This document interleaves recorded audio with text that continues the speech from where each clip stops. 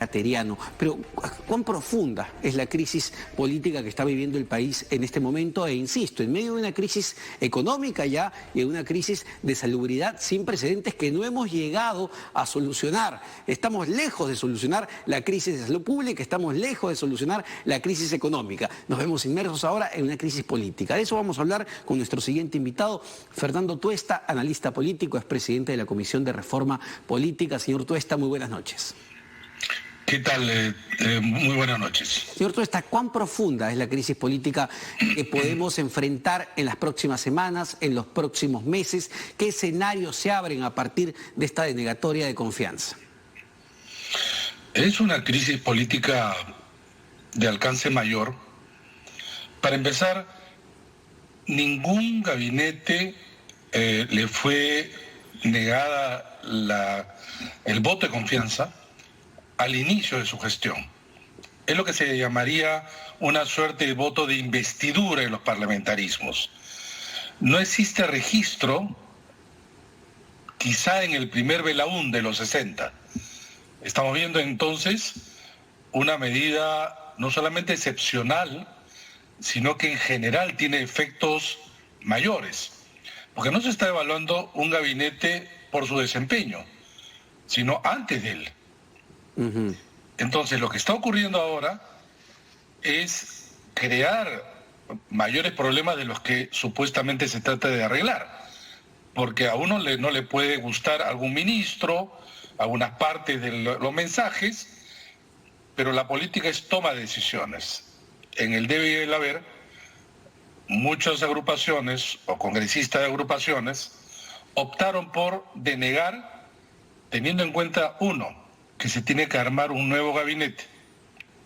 Esto a su vez, existiendo en el Perú o inexistiendo una carrera pública, vienen entonces a haber cambios en una serie de funcionarios y en cascada muchos nombramientos de personas que ahora no saben qué hacer. Porque el norte de los funcionarios, en general de los políticos, era 28 de julio del próximo año. Esto en medio de la pandemia, donde todos los sectores de una u otra manera lo están intentando combatir dentro pues, de sus campos. Eso está paralizado. ¿Cuánto más está paralizado? Se va a designar a un próximo presidente del Consejo de Ministros, que dicho sea de paso, no va a ser fácil conseguir, y algunos ministros que tampoco va a ser muy fácil. Entonces esto, alarga la incertidumbre en medio de la pandemia, en medio de la peor semana que tenemos de contagios y fallecidos en el Perú. ¿Esto se ha tomado en cuenta? Parece que de ninguna manera. ¿Y paraliza de alguna manera, digamos, la actitud de proceder del aparato público? Se lo pregunto porque podríamos entrar en los próximos 12 meses a una situación de ruleteo donde el presidente Vizcarra va cambiando o moviendo las sillas dentro del gabinete con los mismos actores para no darle gusto al Parlamento, pero lo que también llevaría a una confrontación constante con el Congreso de la República. Técnicamente, el presidente podría mantener a los mismos ministros simplemente rotando la cabeza del gabinete. Eso, sin embargo, no va a ocurrir. Para empezar, Pedro Cateriano se va a retirar y habría que ver dentro de esto quiénes quedan. Quizá el presidente va a tener la posibilidad, dependiendo de quién sea el próximo presidente del Consejo de Ministros, de hacer ajustes en algunos ministerios, ¿no? Por ejemplo, el Ministerio de Trabajo fue ya una piedra en el zapato de inicio, sí, ¿no? Por decir simplemente un sector. Ahora, no debería ceder, y entiendo que no lo va a hacer porque ya lo dijo el presidente, en el caso de educación. Martín Benavides ha dicho que el tema de la reforma educativa, esto no es negociable, y es lo que ha denunciado muy claramente el premier o expremier Cateriano. Incluso ha dicho que fue el propio presidente del Congreso de la República, el señor Merino, quien lo llama, quien lo condiciona a votar, a echar al señor Benavides para que le den el voto de confianza. ¿Cuán grave es esto? Bueno, lo grave es que en el Perú las mafias y lobbies del sector educación universitario no cejan en su propósito de frenar, acabar con la reforma universitaria, limitar, sino descabezar SUNEDU, y obviamente la cabeza del ministro Martín Benavides es la que aprecian. Entonces, si el gobierno quiere defender la reforma, y de alguna manera así lo ha dicho el presidente, en coherencia debiera de mantener a Martín Benavides, digo en términos generales.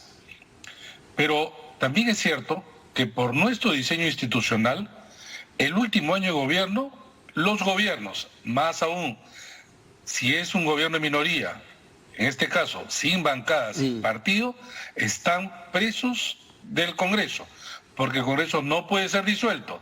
No tiene mecanismos el presidente de balanceo. Lo único que tiene para sí es la opinión pública, pero una opinión pública no movilizada, obviamente por la pandemia.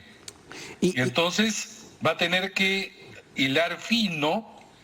Ahora, yo no estoy tan seguro que si, por ejemplo, presenta un nuevo gabinete, aun cuando legal y constitucionalmente el Congreso podría negarle la confianza, ya este Congreso, que creo ha obrado de la peor manera, vuelva a repetir lo mismo. Ahora, y yo me preguntaba lo siguiente, ¿solo hablamos de intereses subalternos, como ha denunciado también el presidente Vizcarra en su mensaje, en su discurso que dio hace algunas horas, o también había una necesidad o unas ganas de este Parlamento de hacerle una demostración de fuerza al propio presidente, de algunas bancadas quizá? No, sin duda. Digamos, el tema de intereses particulares no explica todo, ¿no? Hay bancadas que consideraban que este gabinete era un gabinete de derecha, proempresarial.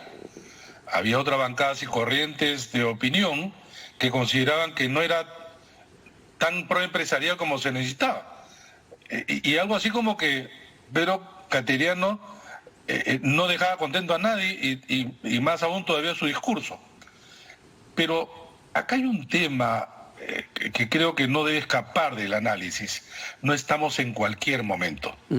Estamos en un momento extremadamente delicado, difícil, que no ha vivido nunca el país en medio de la pandemia. Y hemos sido incapaces de poder lograr mínimos acuerdos. Hay responsabilidad también de parte del gobierno, pero en este caso es la responsabilidad del Congreso, porque estaba en el Congreso dar el voto de confianza o no. Pero se viene, no lo sé, señor Tuesta, si desde su punto de vista, un periodo de convulsión política, es decir, probablemente el siguiente gabinete sí le otorguen a regañadientas el voto de confianza, pero ¿cómo va a terminar siendo la relación en los próximos 12 meses entre Ejecutivo y Parlamento? Por ejemplo, ya en la Comisión de Constitución hoy se han aprobado algunos detalles de las reglas de juego para las siguientes elecciones. Ese es un punto muy problemático.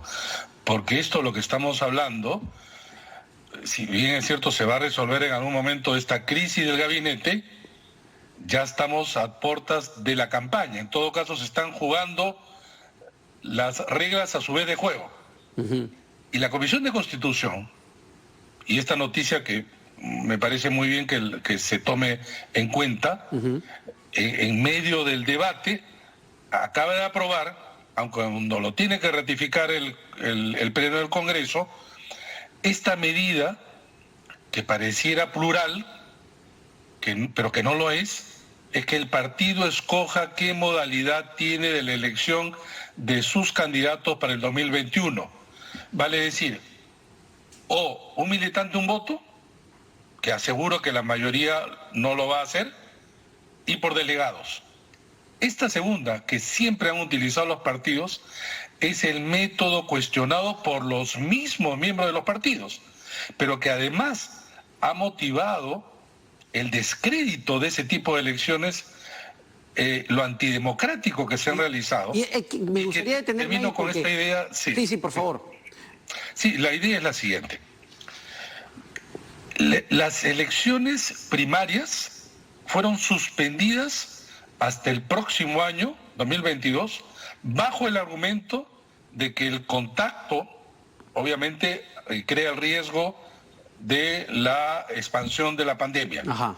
Sin embargo, cuando quieran hacer elecciones con sus militantes, allí se olvidan de la pandemia. Y entonces no quieren un militante un voto a través de organizar las elecciones de parte de la OMPE, a través de lo que se llama voto electrónico no presencial, es decir, por internet. Se lo están negando y por el contrario van a arriesgar con elecciones presenciales no solo a su militancia, que probablemente la mayoría no va a asistir, pero también a los funcionarios y trabajadores de organismos electorales, particularmente la OMPE. Y además había un tema que se da en este contexto, ¿no? Es decir, lo que se ha aprobado es que la cúpula siga siendo la que elija finalmente a los candidatos que se presenten a las elecciones. Y cuando hemos visto, digamos, las reacciones en las redes sociales y en los comentarios que ha habido, es bueno, son los congresistas que el pueblo eligió. Pero claro, lamentablemente la población no tiene un mejor menú porque los partidos políticos no le presentan un mejor menú. Exactamente. Pero además un punto. Las elecciones primarias buscaban rescatar para la ciudadanía la posibilidad de votar dentro de los partidos ese menú que debe de crecer. Sin embargo, la cortaron. Pero ahora, solo los militantes, ojo, en un número de 1,5 millones, que es el número que dicen los partidos y que están registrados en el Jurado Nacional de Elecciones. 1,5 millones. Para las elecciones últimas, en enero, según todos los registros que ellos mismos han entregado, el partido que más logró incorporar como participación en sus elecciones fue 13%. Y hubo por delegados casos en que solo elegían a todos 3. Las elecciones de delegados es, desde el 2006, un método no solo antidemocrático, sino que atenta contra la propia democracia interna de los miembros que los dirigentes dicen reconocer y garantizar. Ahora, rápidamente, señor Tuesta, ¿qué va a pasar con los nuevos candidatos? Porque también había todo un tema de debate ahí, que si querían postular tenían que inscribirse en un partido político, me parece hasta fines de septiembre. Bueno, eso sí se ha aprobado. Ha habido un retroceso en una medida que inicialmente no fue así, porque querían 6 meses a partir de las elecciones internas, cosa que esa fecha ya pasó, que era mayo, pero era tal el nivel de escándalo que esto produjo que han retrocedido. Pero ese es un punto. Lo otro es, obviamente, las elecciones internas, ¿no?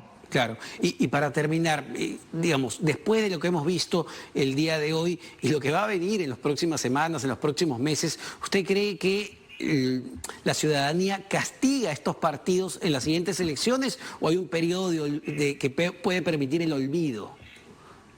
Bueno, las elecciones de enero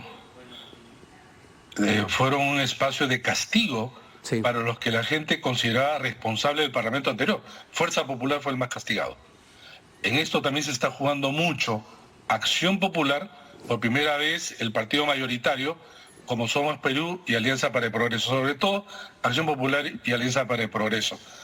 Pero así es, a través del voto se premia o se castiga. Perfecto, perfecto, señor Tuesta. Muchas gracias, muy gentil por estar con nosotros esta noche en Las Claves del Día. Y ahí lo tienen, finalmente va a depender mucho de nosotros, pero también de los partidos políticos, insisto, porque ellos son los que presentan el menú de los candidatos. Claro, es nuestra responsabilidad haber elegido a esos parlamentarios, pero los partidos políticos pues tienen que mostrarnos un mejor menú. Vamos a una pausa en Las Claves del Día.